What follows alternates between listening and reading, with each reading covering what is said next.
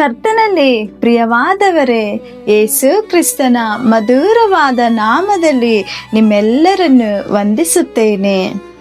ಈ ದಿನದ ದೇವರ ವಾಕ್ಯದ ಭಾಗ 2 ಪೂರ್ವಕಾಲ ವೃತ್ತಾಂತ 20-21 ವಚನ. ಆಮೇಲೆ ಅವನು ಜನರ ಸಮ್ಮತಿಯಿಂದ ಯೆಹೋವನಿಗೋಸ್ಕರ ಗಾಯನ ಮಾಡುವುದಕ್ಕಾಗಿ ಕೆಲವರನ್ನು ಆರಿಸಿಕೊಂಡು ಅವರಿಗೆ ಪರಿಶುದ್ಧತ್ವವೆಂಬ ಭೂಷಣದೊಡನೆ ಭಟರ ಮುಂದೆ ಹೋಗುತ್ತಾ ಯೆಹೋವನಿಗೆ ಕೃತಜ್ಞತಾಸ್ತುತಿ ಮಾಡಿರಿ, ಆತನ ಕೃಪೆಯು ಶಾಶ್ವತವಾಗಿದೆ ಎಂದು ಭಜಿಸಿರಿ ಎಂಬುದಾಗಿ ಆಜ್ಞಾಪಿಸಿದನು.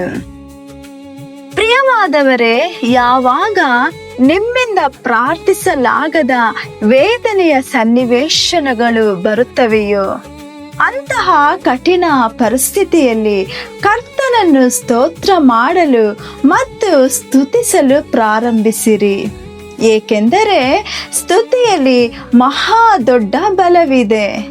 ನೀವು ಕರ್ತನನ್ನು ಸ್ತುತಿಸುತ್ತಾ ಇದ್ದರೆ ನಿಶ್ಚಯವಾಗಿಯೂ ಕರ್ತನು ನಿಮಗಾಗಿ ಅದ್ಭುತವನ್ನು ಮಾಡುವನು. ನೀವು ನೆನೆಸುವುದಕ್ಕಿಂತಲೂ ಮತ್ತು ಬೇಡುವುದಕ್ಕಿಂತಲೂ ಅತ್ಯಧಿಕವಾಗಿ ಕರ್ತನು ನಿಮಗಾಗಿ ನ್ಯಾಯ ವಿಚಾರಿಸಿ ಯುದ್ಧ ಮಾಡುವವನಾಗಿದ್ದಾನೆ. ಯೆಹೋಷಾಫಾಟನೆಂಬ ರಾಜನಿಗೆ ವಿರೋಧವಾಗಿ ಯುದ್ಧ ಬಂದಾಗಲೂ ತನ್ನ ಸ್ವಂತ ಬಲದಿಂದ ಶತ್ರುಗಳನ್ನು ಎದುರಿಸಲು ಸಾಧ್ಯವಿಲ್ಲ ಎಂಬುದನ್ನು ಅವನು ಸ್ಪಷ್ಟವಾಗಿ ಅರಿತುಕೊಂಡಿದ್ದನು. ತನ್ನ ಸೈನ್ಯದ ಆಯುಧಗಳನ್ನು, ಸೈನಿಕರನ್ನು ಬದಿಗಿಟ್ಟು ದೇವರ ಪರಿಶುದ್ಧ ಮಹತ್ವವನ್ನು ಸ್ತುತಿಸಲು ಅವನು ಪ್ರಾರಂಭಿಸಿಬಿಟ್ಟನು. ನಮ್ಮ ಕರ್ತನು ಸ್ತುತಿಗಳ ಮಧ್ಯದಲ್ಲಿ ವಾಸ ಮಾಡುತ್ತಾನೆ. ಯಾರ್ಯಾರು ಕರ್ತನನ್ನು ಸ್ತುತಿಸುತ್ತಾರೋ ಅಲ್ಲಿ ಸೇನೆಗಳ ಒಡೆಯನಾಗಿರುವಂತ ದೇವರು ಬಲವುಳ್ಳ ಪರಾಕ್ರಮಶಾಲಿಯಾಗಿ ಎದ್ದು ನಿಲ್ಲುತ್ತಾನೆ.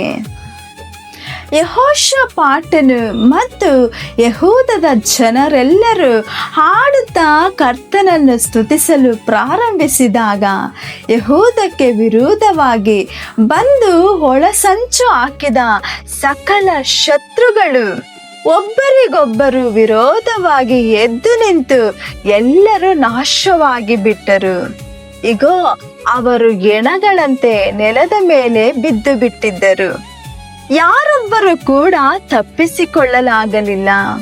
ದೇವ ಮಕ್ಕಳೇ, ಅದೇ ಕರ್ತನು ಇಂದಿಗೂ ಜೀವಿಸುವವನಾಗಿದ್ದಾನೆ. ನಿಮ್ಮ ಎಲ್ಲಾ ಕೆಲಸಗಳಲ್ಲಿಯೂ ಕರ್ತನಿಗೆ ಒಪ್ಪಿಸಿ ಆತನ ಮೇಲೆ ಭರವಸವಿಟ್ಟು ಆತನನ್ನು ಸ್ತುತಿಸಿರಿ. ದೇವರ ಬಲವನ್ನು ಮಾತಿನಿಂದ ವರ್ಣಿಸಲು ಸಾಧ್ಯವಿಲ್ಲ. ಕರ್ತನು ನಿಮಗಾಗಿ ಎಲ್ಲವನ್ನು ಮಾಡಿ ಮುಗಿಸುವನು. ಹಾಗಾಗಿ ನಮ್ಮ ನಿರೀಕ್ಷೆ ಎಲ್ಲ ಕರ್ತನೇ ಆಗಿರಲಿ. ಕರ್ತನನ್ನು ಎಲ್ಲದರಲ್ಲಿಯೂ ಮುಂದಿಟ್ಟುಕೊಂಡು ನಡೆಯುವಾಗ ಆತನು ನಿಮಗೆ ಜಯವನ್ನು ಕೊಟ್ಟು ನಿಮ್ಮನ್ನು ಕೊನೆ ತನಕ ನಡೆಸುವಂತ ಕರ್ತನಾಗಿದ್ದಾನೆ. ಹಾಗಾಗಿ ದೇವರು ನಿಮಗೆ ಸಹಾಯ ಮಾಡಿ ನಡೆಸಲಿ. ಆಮೇನ್. God bless you.